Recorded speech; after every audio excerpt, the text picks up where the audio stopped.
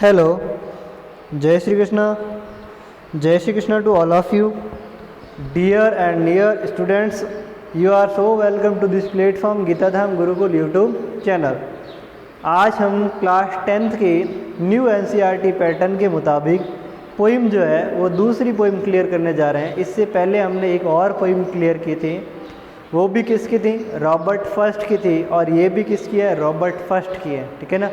उस पोइम का नाम था डस्ट ऑफ स्नो, ठीक है, जिसमें उस कोए की बात बताई थी और एक हेमलक ट्री की बात बताई गई थी, जिसमें हेमलक ट्री के ऊपर आइस जमी हुई थी, लेकिन वो एक पॉइजन ट्री था, जहरीला ट्री था, जिसके ऊपर क्या कोए के बैठने की वजह से जो आइस है वो कवि के ऊपर पड़ती है, और कवि क्या है, जिसके शरीर में अभी तक आलस्य भरा हुआ था, उसके अंदर एक एनर्जी आ जाती है और वह कहता है मैं गलती कर रहा था, यानी अपने दिन को व्यर्थ ही गंवा रहा था, जबकि मुझे ऐसा करना नहीं चाहिए था। ये तो उसका रिवीजन हो गया। आज एक और पोइम है जिसका नाम है फायर एंड आइस। ये भी सेम पोइट है हमारा, जिसका नाम है रॉबर्ट फर्स्ट। इसको मैंने बताया था सिंपल टन के लिए इसको जाना जाता है। सिंपल टन का मतलब है बहुत ही साधारण लेवल की, ठीक है ना, यानी छोटे लेवल की अगर कोई पोइम बनती है तो ये रॉबर्ट फर्स्ट के मुताबिक ही पोइम को बनाया जा सकता है। कम शब्दों के अंदर, कम लाइनों के अंदर एक बहुत ही अच्छा जो अर्थ छोड़ने का काम करता है, रॉबर्ट फर्स्ट इन सब में आ गया है, ठीक है। आप सुनिए, फायर एंड आइस नाम की ये पोइम हमें कहती क्या है। तो आइए इस पर आते हैं, क्योंकि ज़्यादा समय अपन बर्बाद नहीं कर सकते यूट्यूब क्लास के मुताबिक। Some say the world will end in fire, some say in ice. From what I have tasted of desire, I hold with those who favor fire. ठीक है, बड़ा ही सिंपल अर्थ है। एक बार इसका सरलीकरण समझते हैं, उसके बाद इसके अपन महत्व को समझने की कोशिश करेंगे, ठीक है ना। सम से द वर्ल्ड विल एंड, देखिए सम से यानी कुछ लोग ऐसा कहते हैं, सम का मतलब है कुछ लोग ऐसा कहते हैं, ठीक है। क्या कहते हैं? द वर्ल्ड यानी ये जो संसार है, विल एंड यानी कि ख़त्म हो जाएगा, ठीक है। विल एंड इन फायर यानी आग में ख़त्म होगा, यानी कुछ लोग ऐसे जो ये कहते हैं कि संसार का अगर कोई एंड आ गया, मतलब संसार अगर ख़त्म हो गया, ठीक है ना, अगर इस पृथ्वी पर अगर कोई विप्लव आ गया तो उसकी मुख्य वजह क्या होगी? फायर। फायर का मतलब आग, यानी संसार का अगर नष्ट होना लिखा है तो वो किसकी वजह से होगा? आग की वजह से होगा।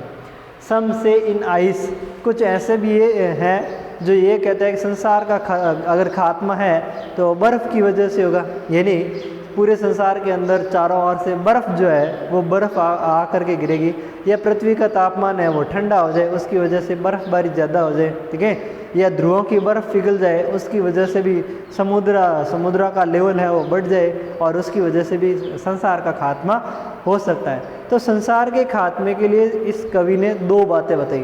क्या बताई? कि कुछ लोग ऐसे हैं जो ये कहते हैं कि संसार का एंड जो है, दी एंड, वो किससे होने वाला है? वो होने वाला है फायर से। और कुछ लोग ऐसे हैं जो ये कहते हैं कि इस संसार का जो दी एंड होने वाला है वो किससे होने वाला है? आइस से होने वाला है, ठीक है। आप सुनते हैं third line, from what I have tested of desire. ये कहता है फ्रॉम वॉट यानी किससे, यानी किस बात की अगर मैं बात करूं तो ये कह रहा है कि इन दोनों में से अगर कोई बात है तो ये कह रहा है कि I have tested of desire. ये सब ध्यान रखना। डिज़ायर क्या होता है? डिज़ायर का मतलब होता है इच्छा, अभिलाषा जिसे अपन कहते हैं ना, इच्छा, ठीक है ना, इच्छा, अभिलाषा जिसे अपन कहते हैं, अभिलाषा, ठीक है। हाँ, इसको अपन लोभ लालच तक भी ले जा सकते हैं, जो ग्रीड होते हैं ना, लालच, वहाँ तक भी ले जा सकते हैं, क्योंकि लालच में भी क्या भरी होती है? इच्छा तो भरी होती है, ठीक है। तो इच्छाओं की बात हो रही है, तो ये कह रहा है कि अगर बात होती है तो मैं कहता हूँ कि मैंने जो ये इच्छा होती है, अभिलाषा जो होती है, उसको भी मैंने टेस्टेड का मतलब मैंने उसको चखा है। अब चखा है मतलब ये नहीं कि मैंने उसको पता किया, चखा है मतलब मैंने उस चीज़ों को भोगा है, या मैंने उस चीज़ों को जाना है कि अभिलाषा क्या चीज़ होती है, ठीक है ना। यानी अभिलाषाएँ क्या होती है, उन चीज़ को मैंने भी चखा है, या मैंने भी उसको टेस्ट किया है, या मैंने भी उसको अनुभव किया है, ठीक है ना। कि अभिलाषाएँ क्या होती हैं, इच्छाएँ क्या होती हैं, ठीक है। ध्यान रखना, यहाँ पे था फायर, यहाँ पे था आइस, लेकिन यहाँ पे क्या है? इच्छा। यानी अगर बात आती है इच्छा की तो मैंने उसको टेस्ट किया है। I hold with those who favour fire. I hold का मतलब क्या होता है? थामना। होल्ड का मतलब थामना, ठीक है, या रोकना, ठीक है। और विथ दोज यानी उन लोगों को हु फेवर फायर, फायर का मतलब तो आग है, और फेवर का मतलब क्या होता है? फेवर का मतलब होता है पक्ष लेना, ठीक है ना। फेवर यानी पक्ष लेना, यानी उन लोगों को मैं रोकता हूँ जो आग का पक्ष लेते हैं। उन लोगों को मैं रोकता हूँ जो आग का पक्ष लेते हैं। इसने पहली लाइन में क्या कहा था? ये कहा था कि from what I have tested of desire, यानी बात अगर डिज़ायर की आती है, इच्छा की आती है, अभिलाषा की आती है, ठीक है ना, तो क्या कहते हैं इसका, तृष्णा की आती है, ठीक है ना, लोभ लालच की आती है, तो ये कहता है कि मैंने उसको भी टेस्ट किया है। और ये कह रहा है उन लोगों को, ठीक है ना, I hold with those who favour fire, यानी मैं उन लोगों को, उन लोगों के साथ में जो कि अग्नि के पक्षधर है, कि संसार का एंड कैसे होगा? अग्नि से होगा, तो मैं उन लोगों को इनके साथ में जोड़ता हूँ। किसके साथ में? डिज़ायर के साथ में, ठीक है ना। तो इसका मतलब ये हुआ कि जो डिज़ायर है, अभिलाषा है, जो इच्छा है, वो इच्छाएं किसके समान होती हैं? आग के समान होती हैं, ठीक है ना। इच्छाएं किसके समान होती हैं?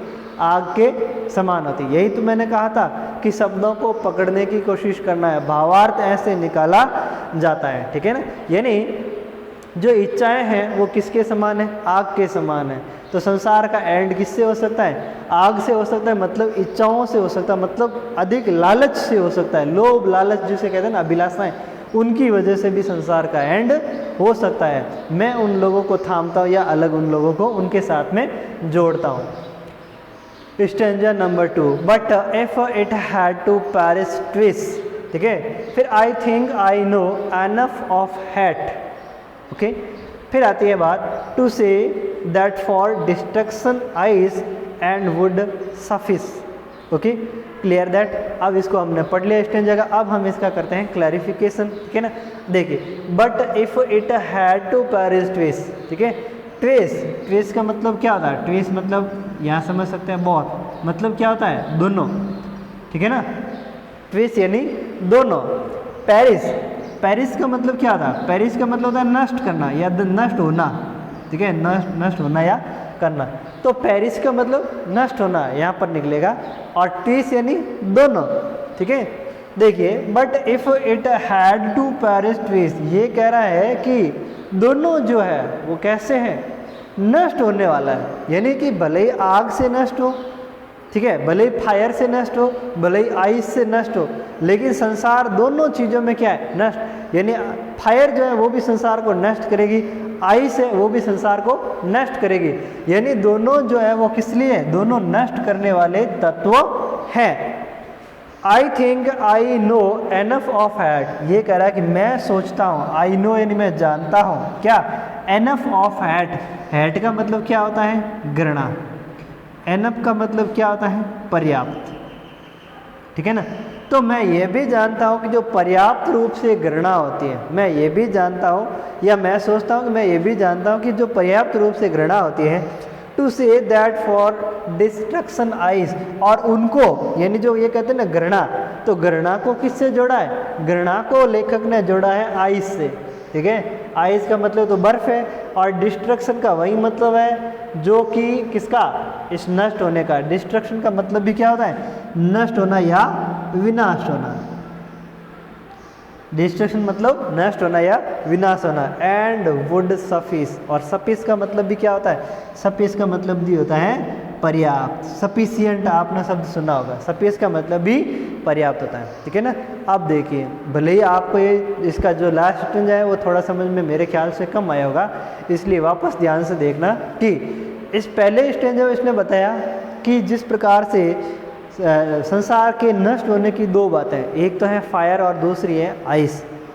फायर, मैं उन लोगों को फायर वालों के पक्ष में जोड़ रहा हूँ, यानी जो कह रहे हैं कि आग से संसार से नष्ट होगा, तो मैं उन लोगों को जो संसार के अंदर ज़्यादा लोभी है, लालची है, उन लोगों को मैं उन लोगों के साथ में जोड़ रहा हूँ जो ये कहते हैं कि आग से संसार नष्ट होगा।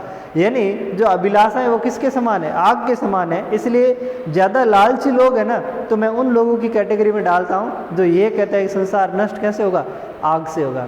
बात दूसरे स्टेंजा की आती है, वो कहता है कि कुछ लोग ये भी तो हैं जो ये कहते हैं संसार किससे नष्ट होगा? बर्फ से होगा। तो मैंने उस चीज़ को जाना है, किस चीज़ को? गणना को। पहली वाली में अभिलाषा को, इच्छा को, लोभ लालच को, दूसरे वाले में घृणा को। घृणा होती है ना हैट, ठीक है ना, यानी मैं घृणा के बारे में अगर मैं बात करता हूँ तो वे लोग जो घृणा करते हैं, ठीक है, उन लोगों को मैं किसके साथ में जोड़ता हूँ? उन लोगों के साथ में जोड़ता हूँ जो ये कहते हैं कि संसार का एंड होगा, लेकिन किससे होगा? बर्फ से होगा। यानी घृणा किसके समान है? बर्फ के समान है। दोनों एंड ही तो कर रहे हैं। आग भी संसार का एंड कर रही है और बर्फ भी संसार का एंड कर रही है। आग एंड कर रही है मतलब लालची लोगों की वजह से, और जो बर्फ है वो एंड कर रही है मतलब घृणित। यानी उसने एक उपमा दी है, इसमें उसने क्लासिफिकेशन कर दिया उसका, पर्सोनिफिकेशन किया उसका, कि उसने उसका अलंकार, रूपक अलंकार बनाया, उसने एक उपमा दे दी उसकी, ठीक है ना। ये बताया है कि संसार का एंड होगा, लेकिन किससे होगा? बर्फ से होगा। क्यों? क्योंकि जो घृणा करने वाले लोग हैं, घृणा किसके समान है? बर्फ के समान है, ठीक है ना। तो इस प्रकार से संसार के एंड होने की इसने दो बातें बताई हैं। आपको एक याद रखना है, फायर और डिजायर, आइस और हेट, इन दोनों की इसमें क्या किया गया है? इन दोनों का इसमें उन लोगों के समान बताया, उपमा बताई गई है इसके अंदर, ठीक है। एंड वुड सपीस, और उसने बताया है कि बस लास्ट में जो बात है ना, तो उसने मतलब इसका सारांश बताया। इसको आप लिख लेना कॉपी के अंदर स्पष्ट रूप से कि इसका सार क्या निकलता है। सार ये निकलता है, कवि किसके साथ में? तो कवि जो है वो किसके साथ में? घृणा वालों के साथ में, ठीक है, घृणा वालों के साथ में। इसलिए वो ये कह रहा है कि भाई आग से भी संसार नष्ट होगा, लेकिन जो ज़्यादा लोभी लालची है वो उसने आग वालों के साथ में जोड़ा है। संसार बर्फ से भी नष्ट होगा, लेकिन जो घृणा करने वाले लोग हैं वो उसके साथ में जोड़ा। तो इसका मतलब ये है कि आग हमेशा पूरी तरीके से नष्ट करती है। बर्फ जो होती है वो कम से कम पिघलती तो है, बर्फ होती है वो कम से कम पिघलती तो है। जो घृणा होती है ना लोगों की, लोग जो एक दूसरे से घृणा करते हैं, घृणा को मिटाया जा सकता है, घृणा को मिटाया जा सकता है। यानी अगर दो व्यक्ति आपस में घृणा कर रहे हैं, मन मुटाव है, तो तीसरा व्यक्ति अगर अच्छा मिले, उनको समझे, तो वो समझ सकता है, यानी संसार को एंड होने से बचाया जा सकता है। अर्थात दो लोगों के बीच में जो घृणा है उनको मिटाया जा सकता है। लेकिन जो अभिलाषा है, लेकिन जो लोभ है, लेकिन जो लालच है, इस लालच को कभी भी हटाया नहीं जा सकता, इसको कम नहीं किया जा सकता। जो संसार के अंदर अधिक से अधिक भरा हुआ लालच है उसे अपन कम नहीं कर सकते। कवि किसके साथ में? कवि घृणा के साथ में है। कि अगर बात लालच की और घृणा की होती है तो कवि कहता है कि मैं घृणा करने वाले लोगों के साथ में हूँ, क्योंकि लालच किसके समान है? आग के समान है, जो नष्ट करता है, पूरी तरीके से नष्ट करता है और उसका कोई तोड़ भी नहीं। लेकिन जो घृणा है वो किसके समान है? बर्फ के समान है, जो कम से कम पिघल तो सकती है, कि जब ऊष्मा मिलेगी कम से कम बर्फ पिघलेगी तो, ठीक है ना। तो कहने का मतलब है घृणा तो कवि के हिसाब से की जा सकती है, लेकिन लोभ और लालच कभी भी अपन को करना नहीं चाहिए। Okay, thank you for watching this. इसको लिखना ना भूलें, वीडियो को द एंड तक देखें, ठीक है। और अगर तुम्हें समझ में ना आए तो एक बार और ज़रूर देखें। ये इसका एकदम वास्तविक हिंदी अर्थ है। Thank you so much.